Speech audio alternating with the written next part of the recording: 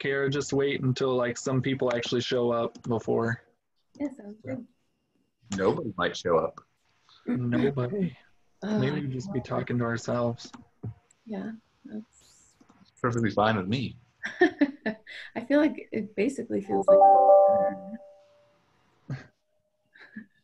oh, there's a couple here. So I will say good morning, I suppose. Is it morning still over there, guys? Yeah, it's 11. Yeah, good morning. My name is Kara Brodegam. I work for the Canadian Camping and RV Council. We are back after a week off last week for the holiday for our June 1st episode. We have Ben Quiggle with Woodall's Campground Management and Brian Searle from Insider Perks. And today we're talking with Diana Kelly.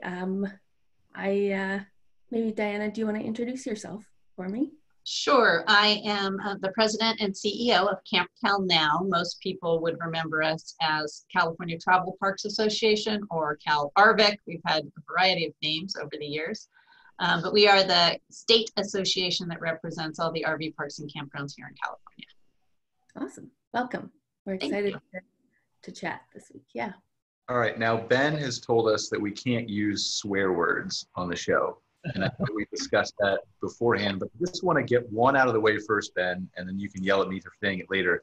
What is all this bullshit that's going on in California? Well, if you're referring to campgrounds opening or... Yeah, that's what, I mean, is there a better word to describe it? I'm happy for you to tell me what that is, but I feel like that's an appropriate word. No, it's definitely an appropriate word, yeah. So we basically have this patchwork of counties that has been absolutely insane to try and deal with and to figure out. And just about every day I get asked or interviewed by somebody who's saying, hey, what's open? Right. And I mean, I could tell you right now what's open, and 30 minutes from now, it could be completely different. And so it's been a challenge. It's been hard to keep up with.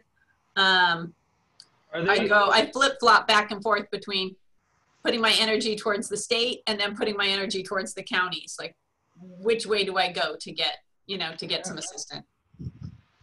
Are they like, Diana, just to break in real quick, they haven't like opened parks and then forced them to shut again, right? Once they're open, have they been able to stay open? Well, it's county by county. So technically here in California, all private RV parks and campgrounds are considered only open for essential travel. So if you were to go by the state order is that they can only take essential travelers.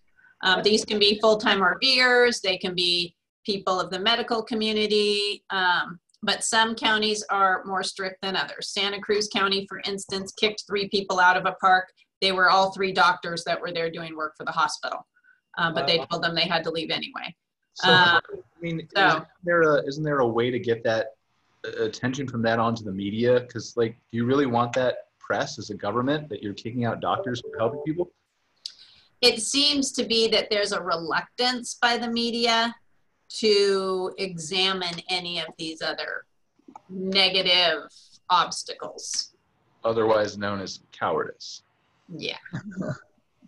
I used to work for CBS, so I mean, I'm the same way. Like, we were watching we had some disturbances here in Cleveland, and we were watching a live feed from one of the reporters who just wouldn't get up anywhere close to what was happening in the Justice Center in downtown. And I said, that's my job. If I'm a camera person, if I'm working for the media, my job is to get in the story and report it no matter what it is and be objective. And so I feel that's the same way with them. It is, and it should be. And, I know in some cases the counties are being threatened by the governor that if they open up, that then they're going to withhold both emergency funds. And then the other day, a county told us that the governor had also said that they were going to withhold their fire suppression funds, which is not a good thing to do at this time of year. So that is really concerning. And as a county supervisor, if we're being told, well, if you guys have an outbreak of corona or if you need fire suppression funds, you're not going to have it if you choose to open campgrounds. And that seems a little bit extreme. And I've also wondered, it was Mayor Gavin Newsom who went completely against the state and, decided to do same-sex marriages on the steps of the Capitol, which great. I'm super, happy for that group, but is he the only one that can step out of regulation and get away with it? He can do it, but other people can't. You're speaking from a hearsay perspective, right? Or has the governor actually came out and said, I won't fund you for coronavirus and I won't fund you for wildfires? Or is this what you're hearing from officials who've said they've heard it from the governor? No, he did come out and say that they wouldn't receive any emergency funding if they decided to move faster than the state allowance. I have not heard him personally say he was going to withhold the fire suppression funds. I mean, I've got to believe that that's a bluff. Like, I believe somebody's got to call him on that, because there's no way that he's going to get away with, let's say your county catches on fire, or you have a break of coronavirus, and, we're just going to ignore them. I think it's got to be a bluff. Well, and if the fire thing was real, the fire suppression funds don't have anything to do with Corona. So if you want to say, well, you're choosing to step outside the guidelines, the state guidelines for Corona, so I'm not going to give you emergency funds for that, those two things relate. But then on top of it, if it's true to say, well, you're not going to get any other emergency funds, you're not going to get fire funds, you're not going to get something else, then those two things don't go together. And so that, I don't know. I don't know if it's true, but if it is, I don't think that's very acceptable. What does the communication look like between you or KOA or anybody in the governor's office? Is there any lobbying that's able to take place here, or? There is. So actually, I had a call with the governor's office on Friday. So I've been in touch with them weekly with GoBiz, which is the governor's office of business and economic development. And I had a call with them on Friday where we actually reviewed the guidelines. So we went through the guidelines for RV parks and campgrounds. The good news is we are batched with outdoor recreation, which is great. So we're not batched with hotels and lodging, which might take a little bit longer. So that's awesome. You're saying all transient business for hotels is shut down in California too? Yeah. Wow. Okay. Yeah. All right. Yeah. Sorry, continue. I didn't mean to interrupt you. Yeah, no, that's okay. No, they're completely. So now it's a waiting game. We went through the guidelines. That kind of puts you in the queue to open. Now you're ready because the guidelines have all been approved. And now we wait. And it could be anywhere from 24 hours to 2 weeks to a month, depending on what happens. Now, I think we spoke both previously about the national parks and some of like the U.S. forest areas. Mm-hmm. Now, are they opening in areas where private campgrounds can't open yet, or are they just mainly opening in areas where private parks are allowed to open too, I guess?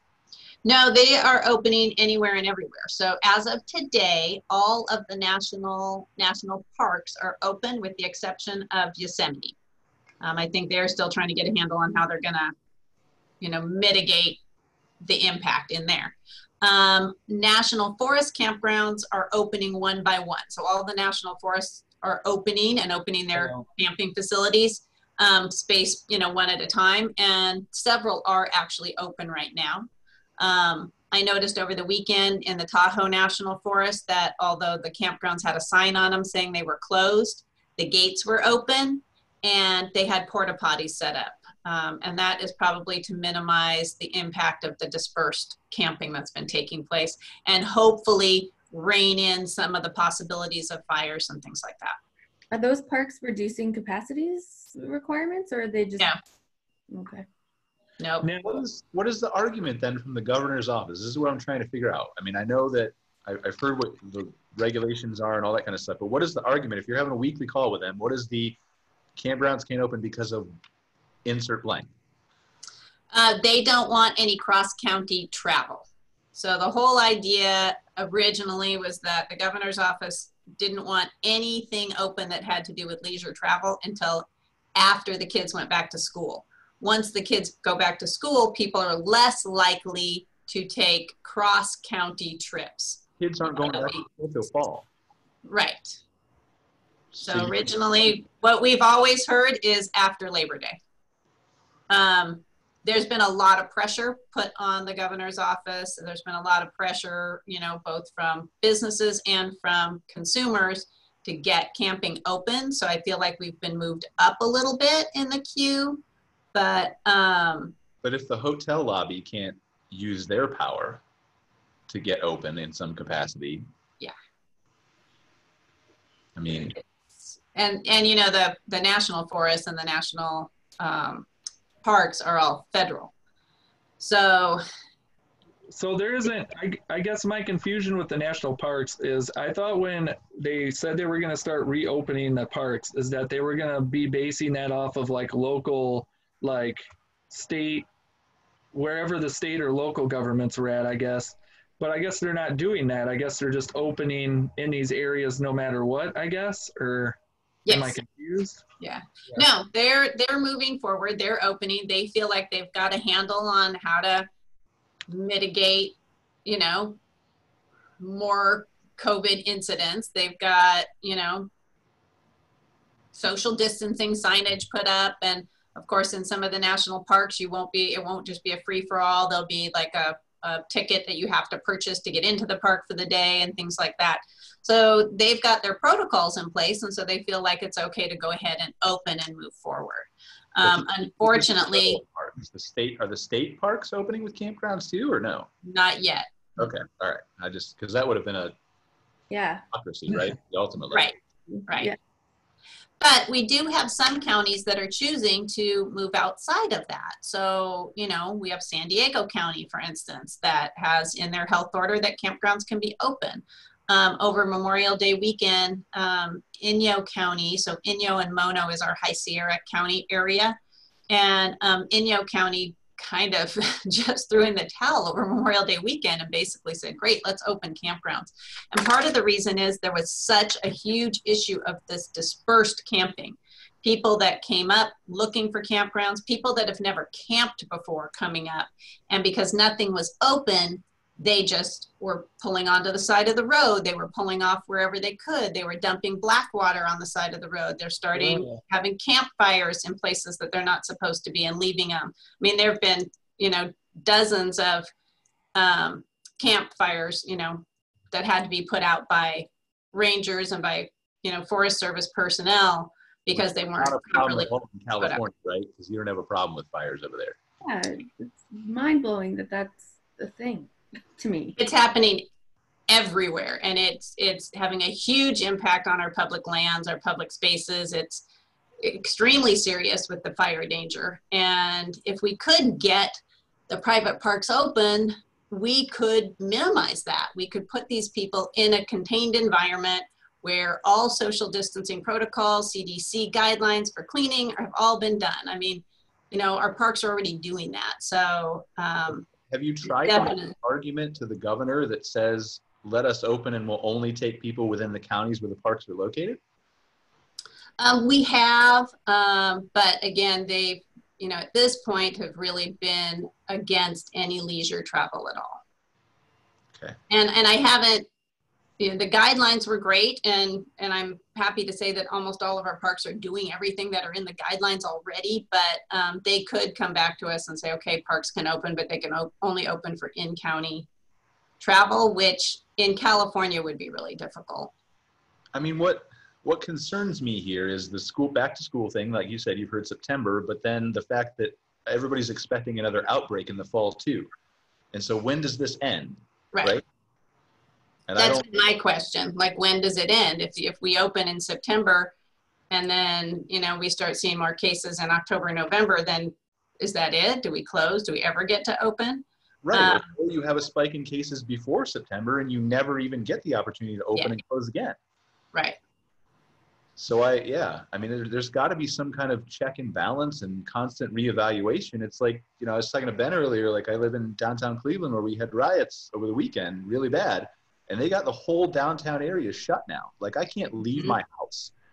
And that's through Tuesday night at 8 o'clock. They have all the highway exits blocked, all the bridges up, like no one is allowed in downtown. And so at what point though, does that become an issue with rights and constitutionality and all that kind of stuff? I mean, obviously we all want to be safe from a virus in California or whatever is going on across the rest of the country. But at what point does that line get crossed? Have you had, Diana, I know there's been a lawsuit in Maine that's kind of dealt with their 14-day quarantine rule. Have you heard of any like campground owners potentially trying to sue the governor's office or anything? From what I understand, here in California, the park owner doesn't have any Standing? They don't have any standing to actually be able to sue.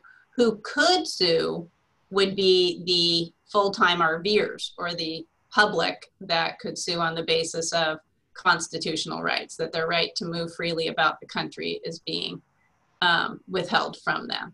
Okay. So they could, in fact, file a lawsuit saying that, they're a full-time RVer, they've got no place to go because these campgrounds are closed, or that they can't move about freely going from county to county.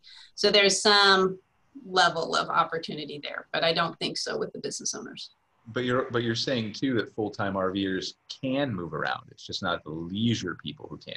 So there's really no basis for them to sue either, is there, if they can already move? The one attorney we talked to felt like the plaintiff really had to be the RVer, the campers. Right. No, I'm with you, but you said at the beginning of our call that full-time RVers were allowed to move county to county, or am I wrong? No, here we get back to the patchwork. So yes, technically they are, but not every county is welcoming them. Okay. But that would still be that they'd have to sue the county, though. They wouldn't be suing the state. Well, they would sue the state because, remember, we still have a stay-at-home order in effect. Okay. So technically, we are not supposed to be moving about the country. So even a full-time RVer should be sheltering in place. They should be finding an RV park to stay at. Got it. Okay.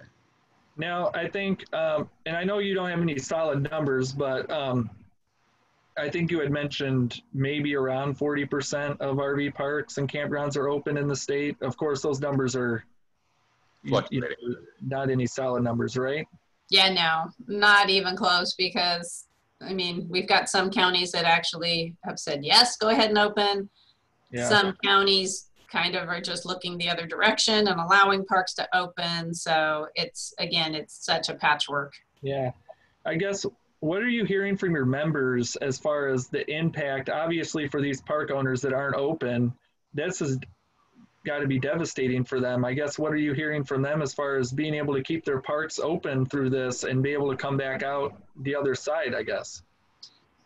There's some that will be able to get through it, and there's, I think, going to be a lot that, if we don't get open pretty soon, are not going to survive this. As well as I do, that when you have a small RV park campground, right, you take deposits for next summer, and those deposits are what get you through the winter. Well, if summer comes along and you have to go and refund all that money, that's money that you don't have anymore. That money has been used to keep the park going all winter long. And I have a park that's saying they're refunding. They refunded $30,000 over Memorial Day weekend. How does that not have a significant impact on those businesses? So it's pretty devastating. What's that, Brian? I've talked to big parks who have drained their bank accounts giving refunds and stuff. Mm-hmm. So going into debt to pay it back. Yeah. I guess. And thousands and thousands and thousands of cancellations. They're just spinning their wheels with limited staff. So now most of them don't have very many staff. And so they have limited staff, and they're still just spinning their wheels, trying to process cancellations and maintain the park and Can there be an effort spearheaded by you, or you work closely with Mark Kepp? I know he's got the Facebook group. Is there an appetite for recruiting RVers to do some kind of class action lawsuit? I know that there was a gentleman who's a park owner, and he was kind of spearheading it a little bit early on. And I don't think he had any plaintiffs that were really interested in taking it on or being a part of it. And so he kind of let it go. But just his park, though, does it make sense? Is that a direction that you could see the association moving in, or am I off base here? I think that would be a lot for me to try and take on and get involved with. I mean, but if we're staring down September and inevitability, yeah. I mean, and I'm not suggesting that is the right path for you. I don't know. I'm just asking the question. I don't know. I don't know that it would help us get the parks open necessarily. Okay. And what percentage of the parks in California are members of your association? We have about 30%, a little over 30%. There's about 1,200 parks in California. Have you seen an uptick with this going on? Yeah. Of membership? Yeah. Yes, actually. One of the good things that has really come out of this whole thing is that, yes, membership, but one of the best things I've seen is that groups of parks in areas. So parks that have been, hard competitors, I don't even talk to those people. I don't want to talk to them, have come together in these coalitions in certain areas and have banded together. And I've been working with them all as a collective group to send letters, to talk to their, county supervisors, to send stuff up to the state. So in that way, it's been really, really nice to see these people come together. I even had a gentleman who, he's like, I don't talk to anybody out here. And he actually sent me an email and thanked me for making it possible for them to all be able to actually work together. And will it last? Maybe not, but maybe it'll be a little different enough that, they don't feel like it has to be, such a hard line. Yeah, it's not this adversarial relationship anymore. It really changes the dynamic of how they kind of interact with each other and their relationships. It's altering relationships among my members. I've absolutely noticed. And that alone right there has been, the kind of silver lining, I guess. Yeah, there are some positives. Always positive. Yeah. I know you guys, I know the association has been working from home mainly. So, what are some of the challenges the association has faced, I guess, as it, has everyone at home, but tries to keep doing the association stuff, I guess? Well, I have been coming in every day. I still come into the office every single day. So I've been holding down the fort, so to speak. I have both Rachel and Becca have been working at home. They are coming back to the office today. I'm super excited. You can't even imagine.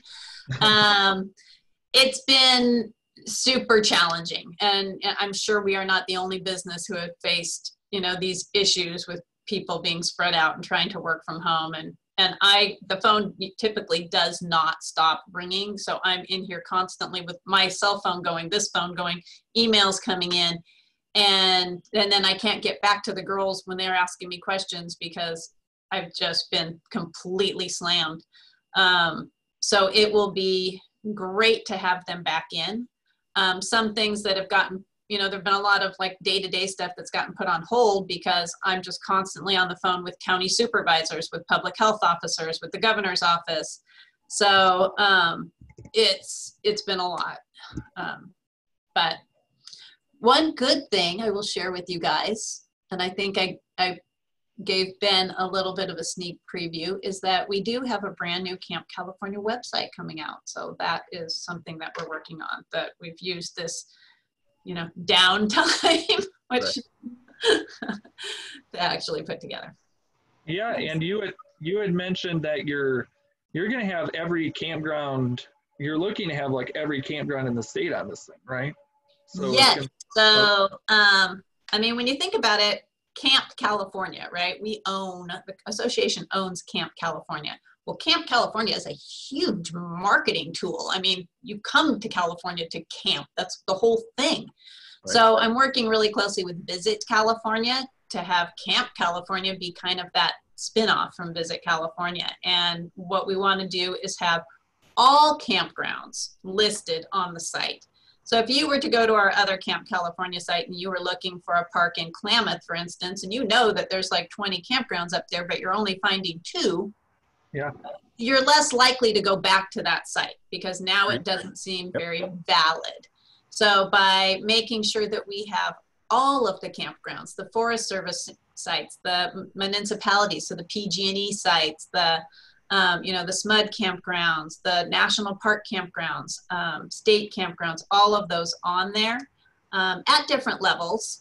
Then what we've done is really created this comprehensive go-to site for everything that has to do with camping in California. Yeah, that's great. I mean, I saw a sneak preview of the website, and it looks like you guys have put a lot of work into it. So Thank should be you. really nice. Yeah. Yeah. I guess. Well, I haven't really done the work. Let's just say that. Take credit for it. That's all you got to do. Nobody else is here. They can't. They're all muted. So you can just take credit for it, and nobody will know. Right. I guess one of the other scary things for me through this COVID, especially in California, is I know the COVID-19 thing has kind of taken the attention. I think we might be losing Ben. Yeah. Oh, Your are audio you, cut can open. you not hear me? For a second. Now you're better. Now you're back, I think. Oh, now I'm back. I'm back. He's back. What's the wildfire season look like in California, I guess, with this COVID-19 stuff going on? I mean, you guys could really get hit on both sides, I guess. We could, for sure. So fire season is, rapidly upon us, especially with it expected to be over 100 here this week again.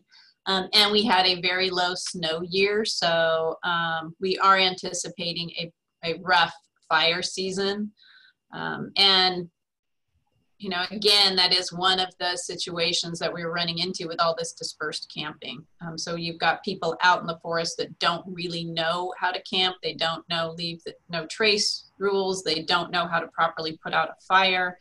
And so this could be, what's that? You don't know how to start a fire in a lot of cases without a can of lighter fluid. Well, yes, exactly. So yeah, this is going to be a very scary time.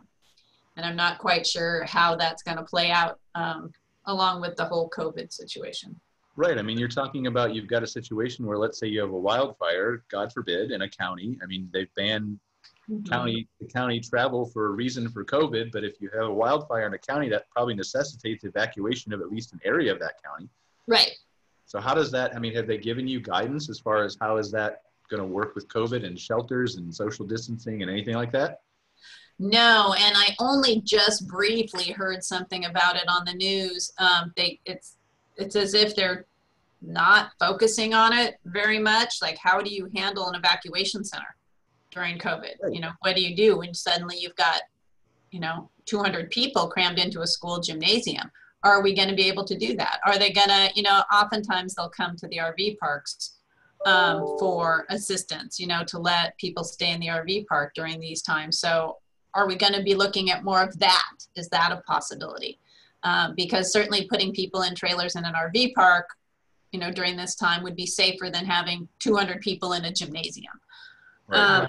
So they might be taking up some of those types of situations. I know they took over one of our parks down in Southern California in the Los Angeles area, Dockweiler Beach, and they brought in trailers for homeless people. Well, I don't think that even got utilized. So it's possible that they would do something similar in a fire situation. But I don't know how quickly you act on that when you've got, you have to evacuate people immediately. So first they have to get brought to a center. Yeah. So I don't, what's that? I said you have to have a plan in place beforehand, before the fire even starts, to know exactly what we're going to be doing. Like here, I think I was reading when they were having some of the severe weather start down in the southern states, in the plains, or where was it then? I think it was Louisiana and stuff. They were saying when you have to evacuate to a shelter, the evacuation order obviously supersedes the social distancing order. At the time, it was more restrictive. A screen for temperatures at the door and that kind of stuff, which who knows how effective that is. You should wear a mask, but it was something. It was a plan. Right. Yeah, I don't know at this point that we actually have a plan in place. I think they're still wrapping their heads around how to deal with just Corona and people traveling. And every county that I've talked to, it seems to be a little bit of the same thing, that they're still trying to figure it out and haven't really got a plan.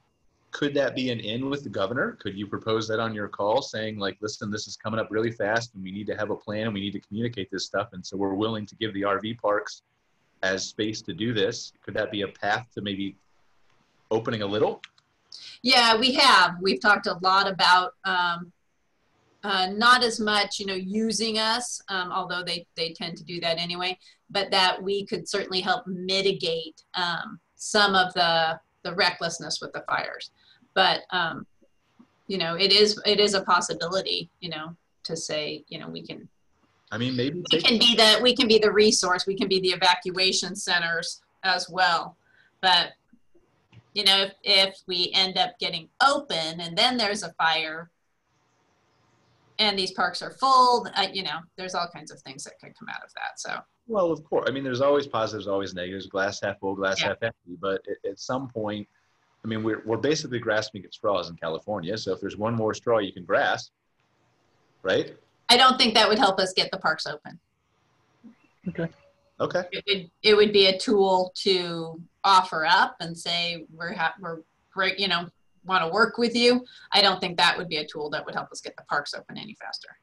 But would it at least give you, it wouldn't even give you a revenue opportunity? Like if the governor said you can't open still, but we're willing to say if there's a wildfire, we're going to give this income to you to put trailers on your sites or something. I mean, yeah, it's definitely a possibility. Because that's ultimately the goal, right? Is just to get some cash in their pockets. So even if they can't open, they can stay in business. Right. Yeah, I'm just really nervous that, like what Diana mentioned, you get, what if some of these parks open and then a wildfire hits, or, what if a wildfire hits a park that's not even open? Those owners are in such a tough spot. Yeah, it almost can be seen from the other side as another liability. If a park is allowed to open and is full, and then a fire happens, now you have potentially a few hundred people kind of all in one area that are adding to the evacuation burden. And I could see officials coming back with that argument. I know we're having similar conversations here where I'm located because of wildfire season, and we typically rely on resources in terms of firefighting, volunteers and stuff from other countries and other parts of Canada, and obviously can't move those people here now. So that's their concern. We're under full fire ban here in Alberta because they're saying we don't have the volunteer or additional firefighting resources to fight a fire right now. So no fires allowed. That's a good point. Yeah, that actually is a good point. I haven't seen that like in the Forest Service yet, but that might be something that they're going to need to do. So let's tackle this from this perspective, Diana. Let's go back to the virus for a second. In your ideal world, what does the opening of a campground look like? And I don't mean just open, but what does a campground do to balance the impact of the virus with revenue? Like if you had your, whatever, you can write the policy. The governor's saying you can do whatever you want. The guidelines for opening? Right. What is a campground, now that let's say, just pretend for a second, the governor said you can open, but you have to do this, this, this, and this to mitigate the spread. What does that ideally look like in the mind of Camp Cal now? Well, we've actually put together some proposals. So a couple of the things that we've done is set up phased openings for some parks. So you start out maybe with just self-contained RVs so that you don't necessarily have to have the bathrooms open. In some cases, the parks don't have the staff right now to have bathrooms open. So we've done a few things, that the self-contained RV is basically like having your own home just in a site that's 40 feet wide. So that seems extremely reasonable to me. And I don't even think it needs to be every other site. I don't think there needs to be reduced capacity. I think if it's self-contained RVs, you're really mitigating any of those situations. The biggest thing is the social distancing. How do you continue to police and remind people to social distance? That's probably one of the bigger challenges. It's not the cleaning protocols. All the parks have those in place. It's not the, signage. It's not whether to have the laundry room open or closed, a lot of it comes down to, do we have staff to police the social distancing?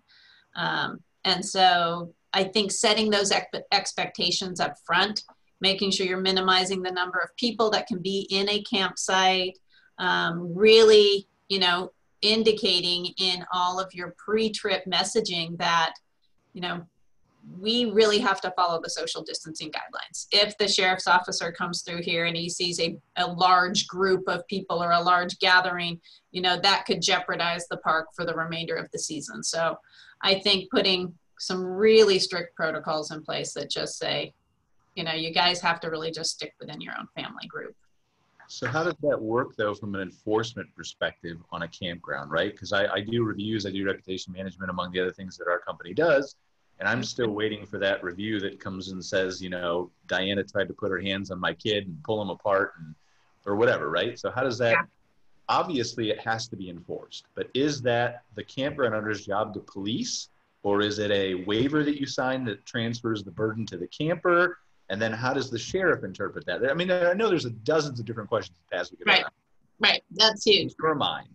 So I think you have to transfer the responsibility to the camper. I do not think it can be 100% on the campground owner, operator, managers, personnel to police that. I think you have to have a lot of upfront messaging, a lot of signage, and do your best to remind everybody gently, but I don't think you can police it. If a campground here in California, for instance, was suddenly burdened with a large group that wasn't listening to the recommendations, it takes 3 days to get somebody out of your park. So they wouldn't be able to be removed from the park for 72 hours. So even if they did have a large gathering like that, it would be difficult. You could call the sheriff in and see what they would do. They may or may not show up. They may or may not act on it, but legality-wise, they can't be removed from the park for 72 hours. Even if they're short-term? Yeah. It's an interesting problem to have. Yeah. Is that just with the virus, or is that period? Like, you can't ever kick anybody out of a California park? You can't kick anybody out of a California park for 72 hours. Very interesting. Okay. And then it's not the property owner. You have to call the sheriff, and the sheriff has to remove him. Does that work the same way with hotels? I don't know. It's interesting to me that you would. I mean, that seems like a basic right of you're breaking rules and it's private property, but that's. Well, keep in mind that RV parks here in California are a variation of a mobile home park. Okay. So we have slightly different laws, but it basically follows mobile home park law. We are all under the jurisdiction of housing and community development. Okay, makes sense. And so, and that, you know, is one of the other issues, that when you have people that are sheltering in place and they've been in a park for more than 9 months. So in some cases, we've had people say, well, I can't leave. It's shelter in place. I have to stay here. Well, if they get to that 9-month point, they become a resident. And then it's really, really challenging to get them out of your park. Especially now with the courts not operating at the same capacity they always had, right? Yeah. So. That's a mountain of additional kind of business risk that, you know, I used to be a campground owner. I faced a couple of legal battles around tenancy and stuff like that. It's incredibly stressful and draining. It's draining on resources and time. You know, instead of running my park, I was in court dealing with somebody who wouldn't get out and those kinds of things. I feel for campground owners in those instances for sure. It's probably one of the biggest questions that we get, Kara, is, you know, we have our legal hotline program. So all of our members get unlimited free 15-minute single subject calls. So anytime a park owner wants to call throughout the entire year of their membership, they can call as many times as they want and get a free 15-minute consultation with one of our attorneys. And if it's something they can answer within that 15-minute call, great. If they feel like it's deeper and they need to retain counsel, then they have options to do that as well. But a lot of times the things can be answered within that 15-minute call. But it is probably our most used program, and it all is almost all around tenancy. That's amazing. I would love to offer a resource like that. It is spectacular. I mean, people can call with just about anything. I mean, and it can be, and the park manager can call. It doesn't have to be the owner. It can be the person that's right there in the trenches saying, hey, what do I do? Or what would this recommendation be? So it's a great program. Yeah. Wow. I actually just brought an attorney on from Washington as well. So because we are open to Washington, Oregon, and Nevada parks also, I'm looking at another one or speaking with another one in Oregon, but we have brought an attorney on from Washington, which has its own set of nuances. So I bet. Yeah. Wow. What a dream. I know. Here in Canada. Yeah. We would be remiss to not talk about the subject that everybody's talking about now, at least a little bit. I know you have a couple minutes before you have to go. You're going to abandon us for a more important Fox interview that you have here. I still have like 20 minutes. We're good. All right. So let's talk about what's happening over the weekend in the country and in California and things like that. Does this in any way impact any of your member parks? I know you said you haven't talked to a lot of them, but do you feel like either with more people staying home or, I mean, maybe, we don't know, right? It's still early. Yeah. But does this in any way impact the campground industry from your perspective in California? Well, I think it can because, and again, as I mentioned before the call, I actually slipped out of town and went and did some, illegal camping at an undisclosed location. We're live. You just admitted that. The governor's going to come hunt you down with a SWAT team now, probably. Right? Yeah. Yeah, that's representation there. I know, because I was actually out of my county. I didn't know what was going on 100% until I got back. And then I was like shocked. So I haven't had enough time this morning, obviously, to get in touch with some of our members. But what I do see happening is that it's likely that if I was going to go to San Diego and go camp, I would probably not go there right now, right? I don't know what's open. I don't know, can I get to the beach? Are there police presence? Am I going to be able to drive through town? So while these protests are taking place in the more major metropolitan areas, I think people might be hesitant to go to some of those places because they don't really know what's happening or what's about to happen. There's just a lot of uncertainty. So I think rather than it having a direct effect on the campground itself, it's probably more like, are people going to be moving about, or are they going to, hold tight for a little while? Right, which is the same thing as the virus, right? I mean, cases are declining in some areas, increasing in other areas, but it's the uncertainty of not knowing what's open, what's closed. Am I safe? Am I not safe? What are the cleaning procedures here? And so that's, you can open back up businesses as we have in a lot of the country, but does the consumer buy at the level they were buying before, travel at the level they were traveling before? And so I think this just adds to that uncertainty of probably not, because where campgrounds are not, like I said, mostly located in downtown areas. Right. Who knows?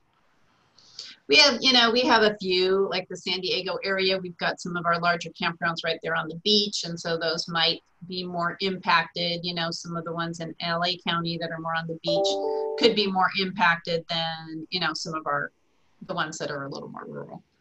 We do have some here in Sacramento County, but I know that they aren't really in the area that has any impact. So I don't anticipate them having a direct hit, but I think it's just people kind of moving about. But then there might be some other areas where people are like, forget it, let's just get out of town and let's go to the mountains. Let's go, get away. And that's a good point too, just like we saw with the virus, right? I mean, in the beginning, people wanted to get out of the major cities a little bit. So you had people from New York City who were going elsewhere, which maybe in the long run wasn't such a smart idea, but I understand the desire to do that, right? So. Yeah, absolutely.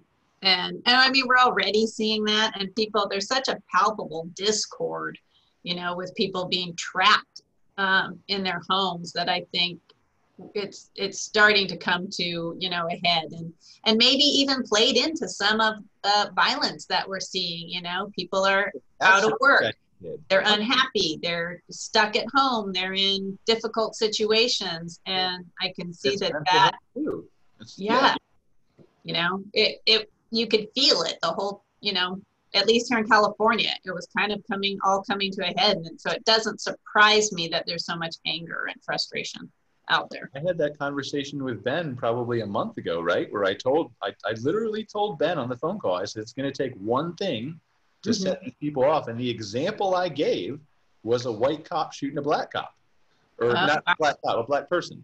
Yeah. And I mean, that's pretty close to what happened, but it basically, I mean, we're all cooped up. We're all anxious, depressed. Some of us, you know, I mean, this is new and uncertain, and I mean, we've been locked up for 6 weeks, 8 weeks plus in some cases. And this is just compounding. It's a way to all of a sudden, yes, it's a justified cause, but on top of that, it's a way to release the frustration. Yeah, I think so. Pretty heightened consumption of media right now. Anybody who's at home is kind of watching TV and on social media and constantly seeing this barrage of messaging, and it really kind of contributes to some pretty raw emotion on top of any sort of personal feelings you already have about it. No, absolutely. Diana, you had to leave us here pretty soon, right? No, I'm okay for a little bit still.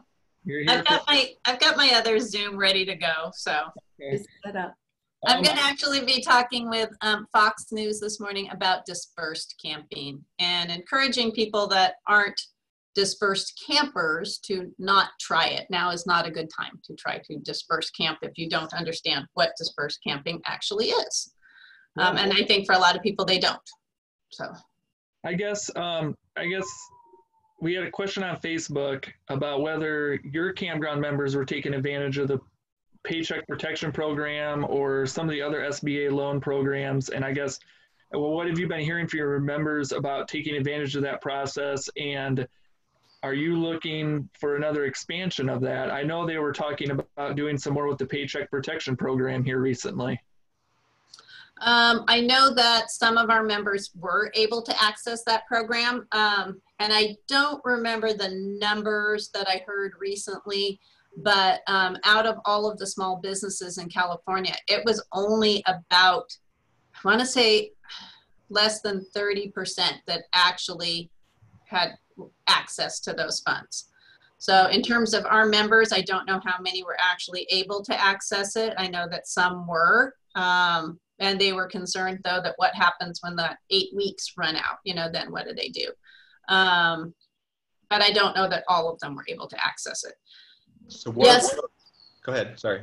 I was just gonna say, it would be great if there were some additions to the Paycheck Protection Program or some stimulus programs that would allow for some of the nonprofits to take advantage of that. And, you know, unfortunately, as trade associations, we aren't eligible for any of that. And so I think you're gonna see a lot of state associations get hit pretty hard. You know, Visit California has been hit hard. Cal Travel's been hit extremely hard. So any of these trade associations that are out there will need member support more than ever, because we have not been able to take advantage of any of the stimulus at all. And that's like Kara and I have been talking about this before about her association up there. Yeah, right now you're seeing an increase in membership, but if parks are shut down, if they don't have the income that they've had in the past, what happens when it gets to renewal time? And obviously we know that the association should be one of the last places you should cut, but do park owners see it that way? I'd like to think so. I mean, you know, I've certainly been working extremely hard on their behalf, you know, and in some cases. You don't have to convince us of that, Diana. We know. I'm just saying. I know, but if I'm a park owner and I honestly don't have any money, what do I do? You know, what am I going to do? And so it might just come down to them just absolutely not being able to do it. Right. And so at that point, what I'm saying, I'm carrying on your conversation about stimulus. How how many could the association lose before you're in a more dire situation than you are now? None. Yeah, I was going to say none. We Right, can't. and so that's what, yeah. None. Yeah, would be the answer to that. Mhm. So, but I don't anticipate the next round of stimulus to go through, at least not, you know, we've asked, you know, as a group of trade associations nationally, you know, to be included, and so far we have not. So who's working with you from an outdoor standpoint, from a national standpoint, from whatever, in a partnership to try to both get the campgrounds open, maybe get some more stimulus, do some lobbying? Is it you? Is it KOA? Are you working with LSI, ARVIC? A little bit of everybody. I've been working really closely with ARVIC throughout this whole COVID situation. They've been great. David Bassler and I have been on the phone quite a bit. Jeff Sims is keeping me updated on some other legislation that's been coming through. I work super closely with Cal Travel and Visit California out here. And then I brought KOA, Toby O'Rourke, into our conversations with the governor's office. I've also brought Equity Lifestyles, or the Thousand Trails brand, into those conversations as well, just because they have a larger number of parks to be more involved in some of what's happening and what those guidelines look like, and how to move forward. We also have a letter writing campaign with RVIA, where we have letters that are going out to not just the governor, but to all of the officials within your zip code. So we've been working with them, and RVDA as well. So kind of a big group. And I'd like to note too, you guys work really close with like Cal Travel and I forget the other organization you mentioned. So anything that impacts them probably really impacts you too, as far as that partnership goes too, correct? Absolutely, yeah, it does. And they've gotten hit really, really hard because, you know, Cal Travel is the advocacy arm for everything travel and tourism in California. And a lot of their members are either business owners or they're the destinations. And the destinations are funded with TOT, and that's not happening right now. And so they can't pay their monthly dues to Cal Travel, and, you know, that puts that organization at serious risk. And Visit California is the same way. It's funded by, you know, largely by rental cars and destinations, and if it's a huge ripple effect, and so it's going to be affecting everyone. You mentioned the TOT, so that's the transient tax, I guess. What are the property taxes like? I know obviously none of these parks are bringing in any revenue, but they still have to pay their property taxes. I guess, has there been any relief from the governor's office on that end? Not that I know of, but I haven't been as focused on that side of it. So if there has been anything kind of moving on that end, I might not be as aware of it at the moment. And you were mentioning, I think in a previous phone call, you had mentioned the land, I guess the tenant-like payments or whatever. You know, they can only stay for so long in these parks, correct? Before they're considered residents? Correct. Mm-hmm. And how's that going as far as the, you know, in California, I guess? Has there been any legislation or anything on that end to kind of, you know, because these people out, right? Or what's that like, I guess? Most of the parks have had to ask them to leave and go park on the street for a week. You have to leave the park and go park somewhere else for at least a week, and then you can come back. Okay. The parks have been trying to work with the RVers, work with people so that, you know, they, you know, give them a spot. You know, you can go park over here just outside of the park. You know, we're not going to say anything, but, you know, and in some cases, I think they've allowed them to stay in the park and made them sign additional things. But the legality is that once they're there for that 9-month point, then they're technically a resident. And obviously, as a park owner, you don't want them to become a resident, correct? Correct. Okay. What happens if they do become a resident? A lot of the regulation changes with regards to tenancy and how to manage them, how to get them out of your park, what you have to do to get them out of your park if, you know, if they're not following park rules, if they're deciding not to pay their rent, it gets much more difficult. I know here in Canada, there's also significant property tax implications if you have a full-time resident on the property as opposed to a leisure traveler. I don't know if that's the case everywhere, but certainly here it bumps your property taxes, which nobody wants. Nobody wants. Yeah, exactly. I'll have to look into that, Kara, and see if that's the same thing here. I don't know. So. Yeah. All right. So I know you have to go here in a second, Diana. I have one last question. I'm not going to speak for Ben, but one last question here. What is obviously we know camping is going to come back in California, hopefully sooner rather than later, but whenever it happens, it's going to happen. So what is Camp Cal now doing, or I should say Camp California doing to reach these campers and to market to them so they're ready to go when that happens? We have our Around the Campfire e-news, so we are continuing to market different ideas that things that people can do to go outside. We can keep them updated on what's open. We're redoing now the Get Outdoors segment on Fox News, so we're also reaching locally here. I've also been reaching out to some of the other Fox affiliates in other areas throughout the state to kind of do the same thing. We have our brand new website coming out, and of course the guide. You know, we still have the guide, and we still continue to push that and market that as a viable resource for marketing. But yes, we do hope to get open soon, and sooner than later. And I do honestly believe that if I can get the parks open, it's going to be an extremely busy, maybe late season. I think people will continue to go into, October, November, and still keep camping. But, in some places they close in October. So if we don't get them open soon, then that's it. Yep. Northern parks. Yep. Yeah. And you're becoming a star. You're getting recognized in stores now. People hear your name and they're like, that's Diana Kelly. So it has happened a couple times. Yeah. Which it just makes me, I have to be careful about what I do and say when I'm out in public.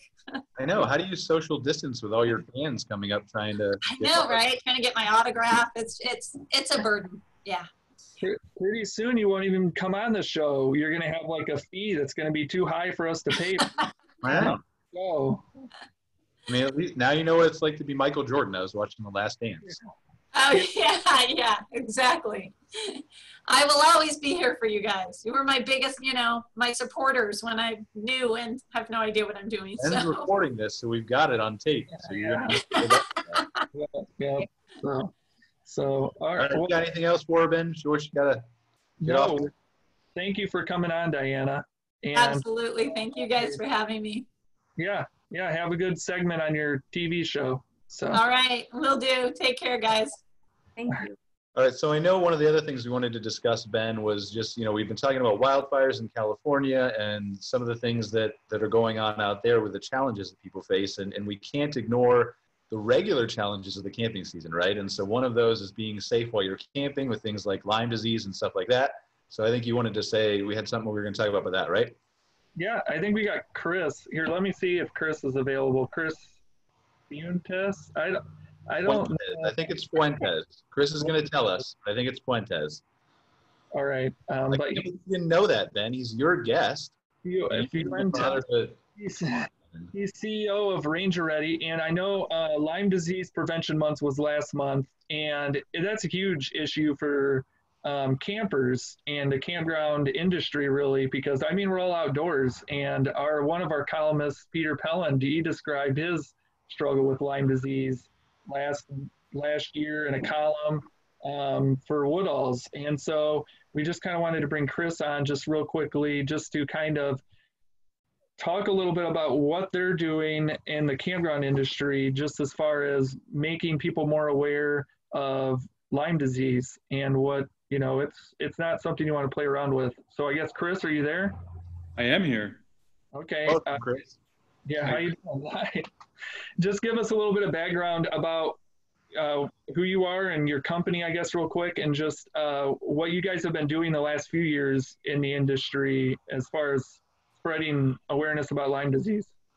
Sure. Well, thanks for having me on.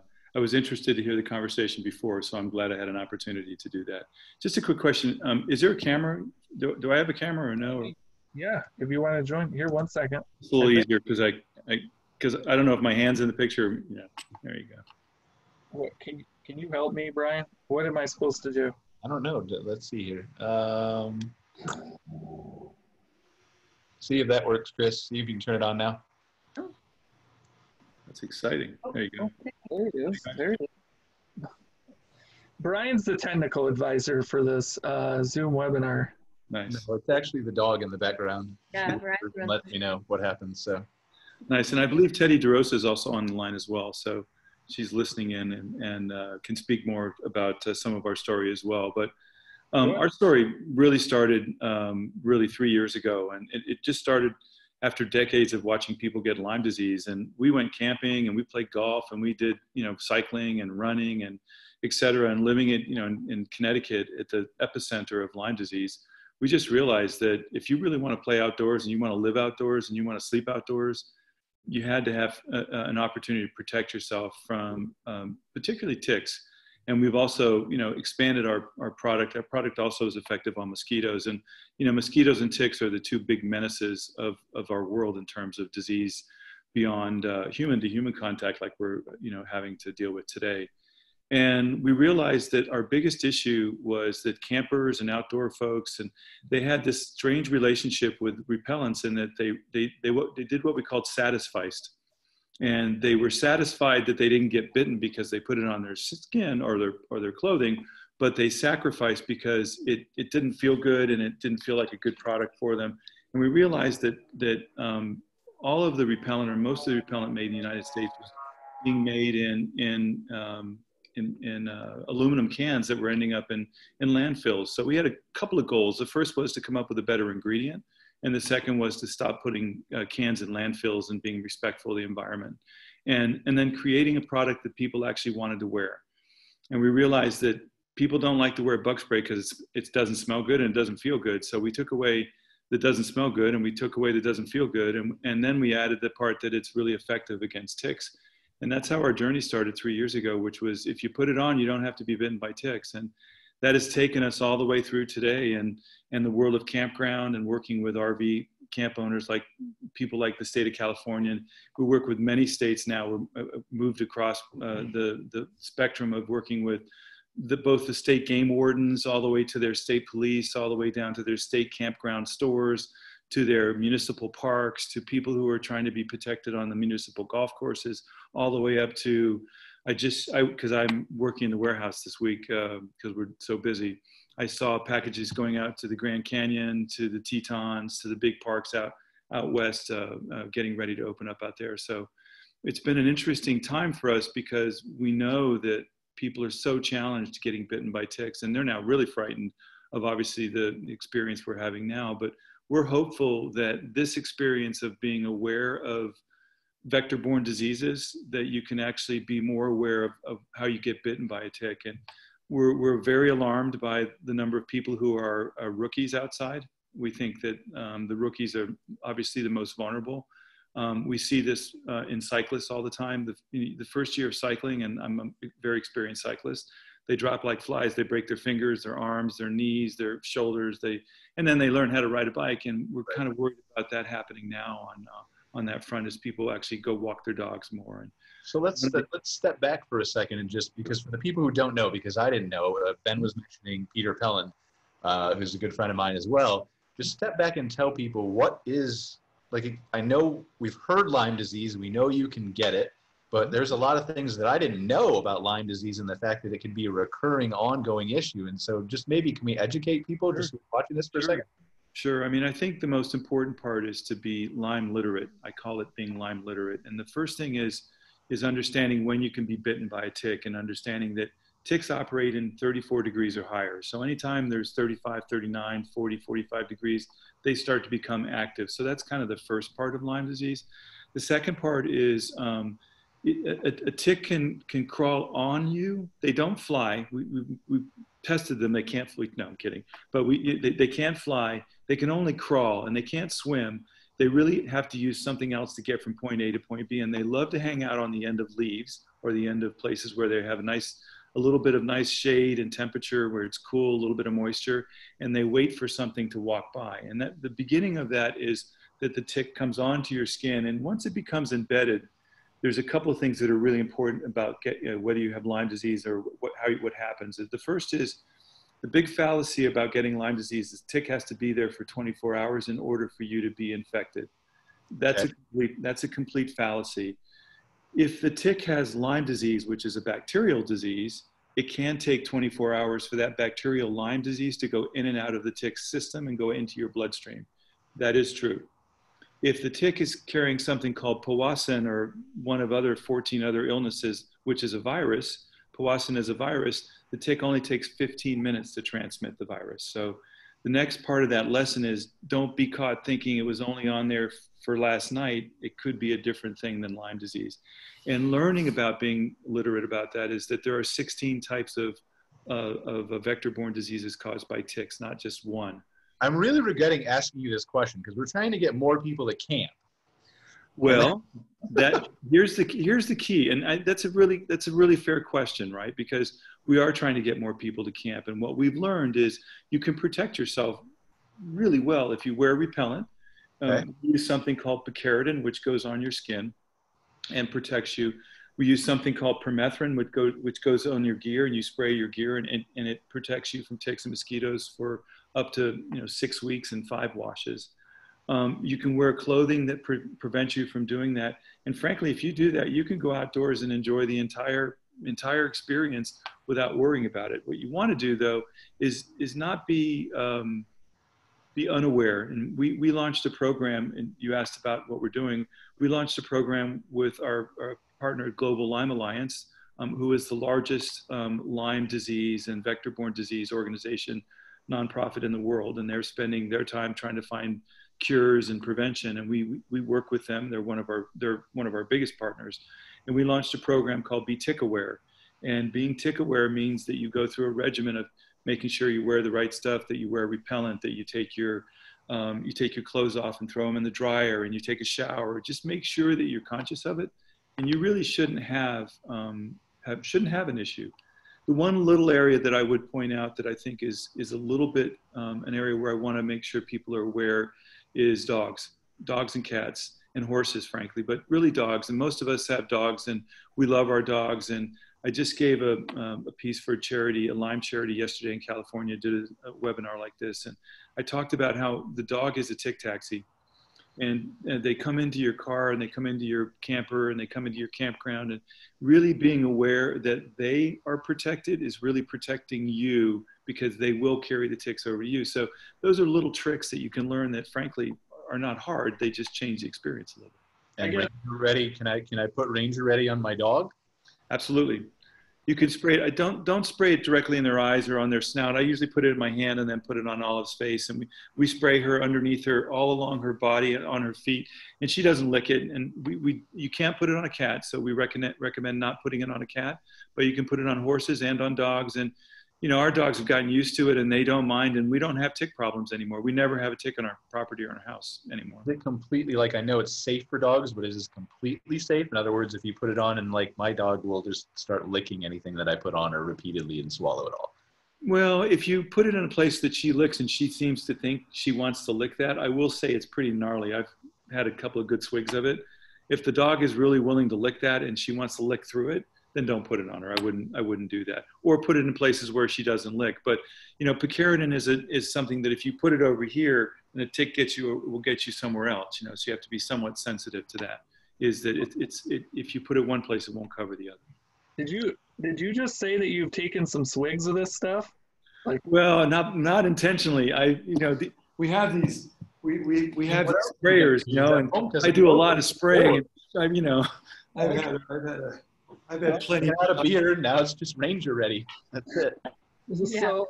So I guess one of the things that fascinated me when I talked with Teddy, and the reason I wanted to bring you guys on real quick too, is just some of the outreach you're doing, and when we're looking at campground owners, they can be like the first line of defense. I mean, when we're gonna be seeing a bunch of new campers coming into the market probably. The studies are pointing to the fact that more people are looking to go camping this year possibly, or RVing, and so campground owners, I guess, have some sort of maybe a responsibility to like maybe put up some literature or make people aware that this could be an issue at the park and things like that, I guess. Well, I think, it's funny, as you reacted in a funny way, kind of how much you want to tell me about Lyme disease and be cautious about things. And I think what we've been doing is help folks just learn the process of wearing repellent so that they do, making them aware that there are ticks and where they can find them. And we have cool posters that we give to stores and campgrounds and places like that identify the types of things. But really the most important thing is we have little training tapes that campground owners can go through and just learn basics about putting repellents on and where to help their customers, et cetera. And it really, we call it personal protective measures. The people actually have to do it themselves.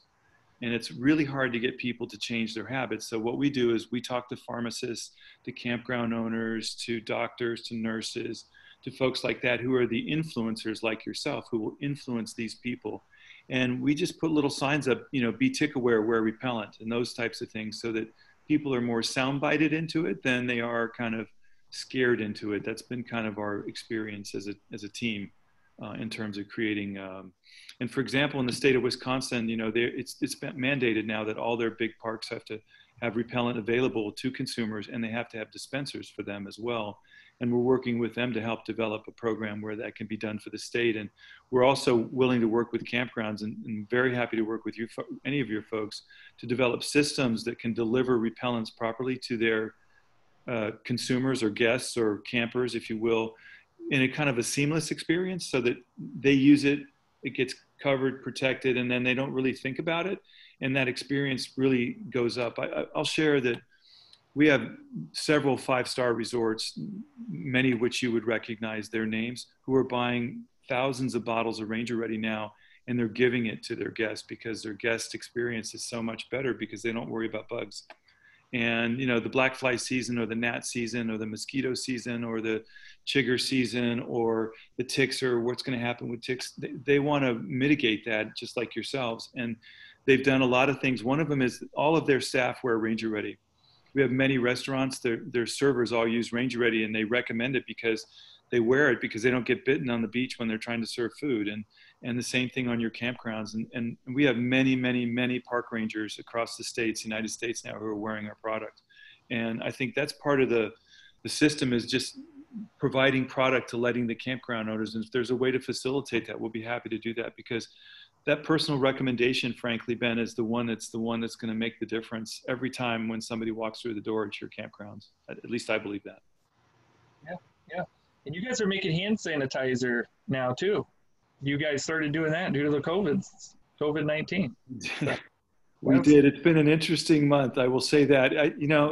Selling insect repellent, hand sanitizer, and if I was selling hard booze, I'd have a trifecta, because those are the three things that are in big need. So yeah, it's been a really amazing experience for us, but it's also part of our strategy to help people stay protected. And we have other products that will follow in the future about helping people stay protected, because we want people to get outside and enjoy themselves and do what they need to do, be happy, So how can we get in contact with you, Chris? I have Mark here asking about website and things. Can you give us that information? You can reach us anytime at rangerready.com. And if you're a campground owner and would like to work with our retail team and our campground team, you can reach Ryan at rangerready.com.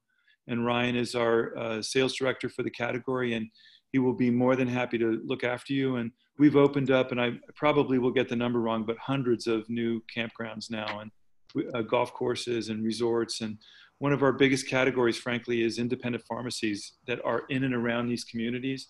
We sit out in these pharmacies out in front of these big national parks and campgrounds in the South. And those folks are selling plenty of product out to your campers and folks who are kind of stocking up on the way into the big areas. So if you reach us at rangerready.com, you can see our product, and you can reach Ryan at rangerready.com for sales. Yeah, and I love the stuff you guys are doing for the Lyme disease. I mean, I wasn't really on my own end. I wasn't really aware of everything that Lyme disease. I mean, reading Peter Pellin's column last year really opened up my eyes to everything he's been through. And now, you know, just talking about ticks makes me want to like check all over. Oh man, it's rough. You have a terrible shirt on for that too, because they blend in perfectly with that, Ben. Oh, So I know, and they attach. you have hundreds on your back right now. Probably. Well, thanks, Chris, for coming on. You're very welcome, guys. We wish you a good season this year. We're here to support you and the whole campground crew. And if there's anything you need, you just reach out to us and we'll be in touch. Take care. All right, thanks. All right, so we got anything else to discuss, Ben, or is that it? We're out of guests. We have people here who are sitting who are not asking questions, but other than that, do we have anything else on Facebook that we missed? I don't think we missed anything on Facebook. I mean, it was an incredible discussion today, just with Diana Kelly, just everything that's going on in California. You really I kind of like the topical nature a little bit better. I don't know. What do you think, Kara? Yeah, I thought it was really great to focus on kind of one specific area. I'm curious, is California the lagger in terms of reopening stuff? Is there other states similar to California? Maine. Well, Maine's open, but quarantine, right? So Michigan, who else, Ben? Is that it? Yeah, I mean, there's a couple more. I can't think of them off the top of my head. Maine and Michigan are the two that I thought Illinois was being a little more picky too, but I haven't checked in on them for a little bit. So, but I know Michigan's really rough right now. And I know Maine with the 14-day quarantine. Of course, there's some other states, I believe, that have some quarantines in place too. I'm not exactly for sure how that goes. But yeah, there's definitely some other states still struggling. California is just the biggest one, I believe, that's really locked down the way they are at the moment. So I guess, Kara, before we go, just an update on Canada. I was reading today, Prince Edward Island is opening some campgrounds, and there's some other areas that are opening a little bit more. I guess, where are you guys at up in Canada as far as being able to open? We have kind of an array of things happening. Most of the provinces, though, are in one phase or another of opening. So some are farther along than others. So far, all of the provinces obviously are permitted to operate private parks for full-time RVers in kind of essential scenarios, but then it really depends on the region. Where I'm located is basically completely open for camping in both the private parks as well as the provincial parks. Actually opened today, but reservations on their online website opened 2 weeks ago. And my province has done a great job. Alberta has really focused on aligning the provincial and public parks in terms of guidelines and recommendations for operation and maintaining social distancing and those kinds of things. We are seeing private campgrounds often opening before the public parks, which is interesting compared to what we're seeing in California, I think. Yeah, BC is coming up shortly here in terms of short-term stays. Saskatchewan and Manitoba are both already operational. Ontario was permitted on May 16th to open to their seasonal guests, more for park preparation and any sort of seasonal site maintenance stuff. But short-term stays, transient nights are not currently permitted in Ontario. So I think it's pretty similar to you guys. We have a little bit of a range depending on the province and in some cases the county. There are a couple of counties here in Alberta that, despite the province being fully open and operational, they're really wanting to mitigate any sort of travel to their rural areas. So they're asking all of their parks to stay closed there. So it's a patchwork. Was Tim Hortons ever closed? This is what you care about? This is that you have all of Canada and you only care about Tim Hortons? Here's my cup right here. Yes. Tim Hortons should sponsor us. I actually just got word that my local Tim Hortons is opening for operation today. And they're also giving out free masks with every cup of coffee. Wow, okay. So were they just doing drive-through service, or were they completely closed? It depends on the location. I think they were kind of really letting their operators make those choices. The majority of them were doing drive-through service with kind of mobile. Lots of places are doing mobile pre-order and stuff, and contactless payment and those kinds of things. But yeah, now they'll be opening up store spaces with, obviously with, you know, less seating capacity and some distance expectations inside those spaces. We're seeing restaurants and bars in my area opening now as well.